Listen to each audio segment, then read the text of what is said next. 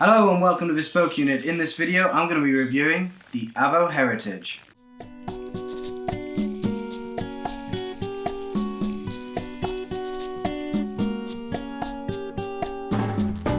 As with all our cigar reviews, we'll be using the Bespoke Unit cigar formula, a quantifiable review matrix. You can see in the link below in the description that we have the final written review where there's a PDF of this cigar formula, so you can actually compare and read the scores in detail. You can also download a blank copy in the link below as well, so you can do your own reviews. Before I forget, the cigars have been stored using a Boveda acrylic humidor for the last 3 weeks to ensure they were properly acclimated and prepared for a review.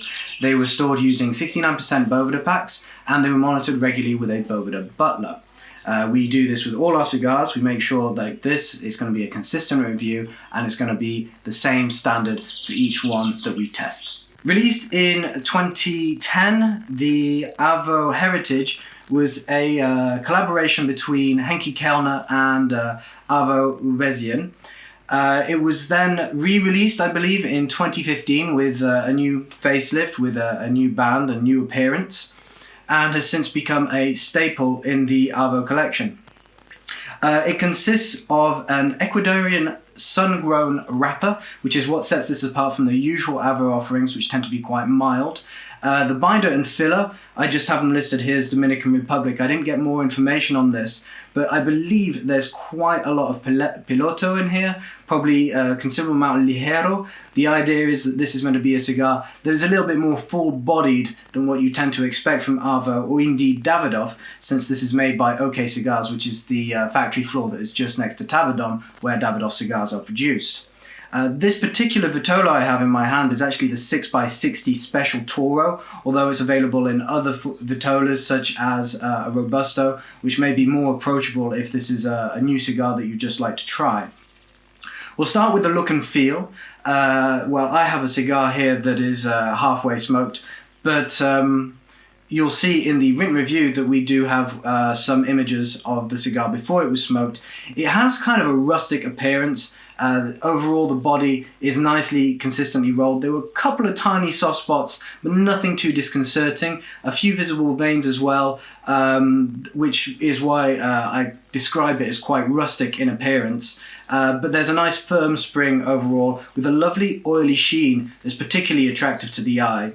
In terms of aromas, what I found quite interesting about this cigar is that, yes, indeed, it is very different from the typical Avo offerings. Here we had a very musky aroma on the nose, which consists primarily of labdanum, which is a herbaceous musk, as well as arguwood, which is typically described as an oud, which is very resinous, woody, almost like incense, and then cinnamon, which had a touch of spiciness in there as well.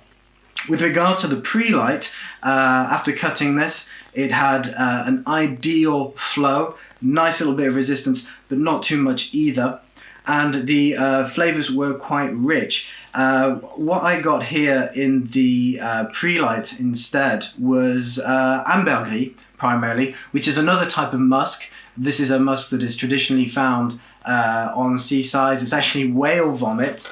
It has an interesting composition of woodiness, muskiness, as well as what can be described as pipe tobacco, but in this case it's a cigar, as well as cocoa, specifically unsweetened cocoa powder. You can consider the traditional type of cocoa powders used for cooking, as well as, again, cinnamon. So we had a consistent spice note that was both in the smell and in the initial taste.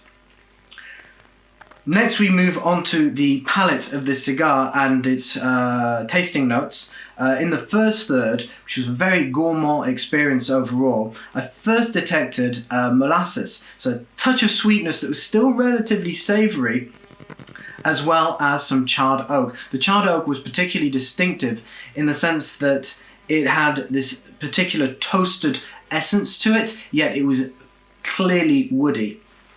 And the third note I experienced in the first third was licorice root, which I found particularly appealing. I don't know if you've ever chewed licorice root before, but it is a very alluring, very rich light spice, quite thick and unctuous in taste.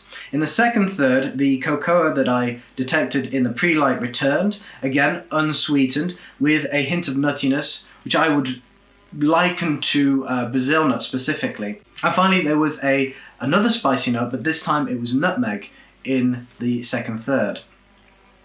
The final third remained consistent, didn't increase in strength, and featured aromas of earth, quite moist, very rich in nutrient earth, as well as arguwood, which I mentioned in the initial aromas of the foot, and coffee beans. With regards to the palate in general, the complexity of the cigar is quite intriguing. It has a velvety mouthfeel and a very balanced palate.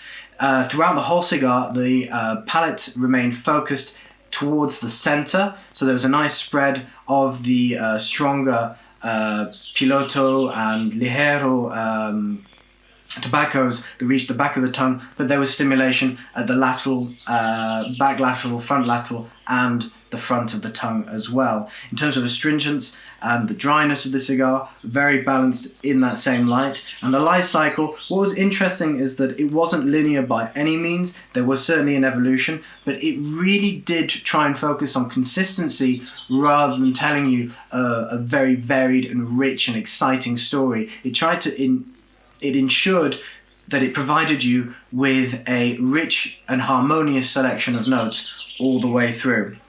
And the finish of the cigar is quite lingering. It stays on the palate for a while, and you'll certainly feel it 30-40 minutes after you've smoked it. And finally, the residual scent, quite pleasant in the room. It's not offensive at all, especially given that it's quite a full-bodied cigar as these things go. With regard to the burn, anyone who's familiar with Avo cigars knows that they have a certain charm about them. This is no exception. The burn angle was quite wavy. In terms of ash backbone, I did get about an inch of ash before it plopped off, which, to be honest, is better performance than most Avo cigars. Otherwise, the draw was perfectly consistent throughout the whole experience, had a nice degree of resistance, and it provided a cool smoke. Finally, the overall experience of the cigar, which is our last marked consideration, this takes a look at the presentation overall. In terms of the band, it's a classic Avo band, a little bit darker than the usual ones, with Heritage and Avo Uvezian written on the sides. It has a nice gold colouring, whereas, for example, the Avo Improvisation 2020 that we reviewed a while ago, it had a copper metal colour as well. The only problem with these bands is that it can be a little bit difficult to remove, so if you collect bands like I do, it can be a bit of a struggle. The box is a classic Avo box. I don't have one with me, but I have photos, and you'll see them in the final written review in the description below. Nice dark brown with an Avo logo in the middle. You open it up and you'll see that the wood interior, it's a lacquer exterior, and the wood interior holds the cigars nicely. The value of these cigars is excellent. You can get samplers for about $40, which includes 4 cigars, so that would come to about $10 each. Given that Avo is one of these entry-level premium brands that is just, in terms of price, a step below Davidoff, it tends to offer very good value for money. And for the occasion, this is a very versatile cigar. That can be used for a variety of different circumstances. For example, formal occasions or even casual smoking at home. This would fit right in. So finally, food pairings, which is something that we always include in the bottom right-hand corner of our cigar formulas. Firstly, I would suggest pretzels, given that this is a relatively full-bodied cigar by Avo or Dominican standards. Pretzels would be a nice savory option, so a nice salty snack. Otherwise, you could consider dark chocolate.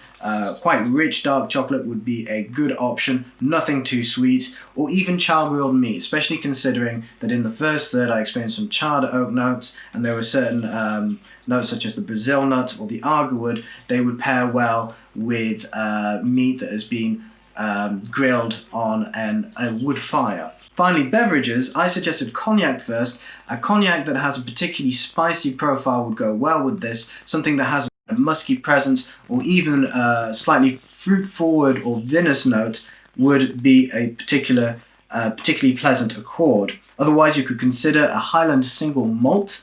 I would go for the Highlands rather than any other Scotch regions. The reason being that it has a flavor profile that corresponds best to this cigar. And finally, if you are a coffee drinker and you enjoy coffee with a cigar, try and opt for an espresso, preferably a dark roast that doesn't have, or coffee that doesn't have any milk in it. So that's all from me today. I hope you've enjoyed this video. For more cigar content, you can subscribe. You can also head to bespokeunit.com. We cover a variety of other subjects such as fragrances, alcoholic spirits, suits, shoes, and other men's lifestyle subjects. So pay us a visit. We'll be happy to see you, and I look forward to seeing you again. Take care.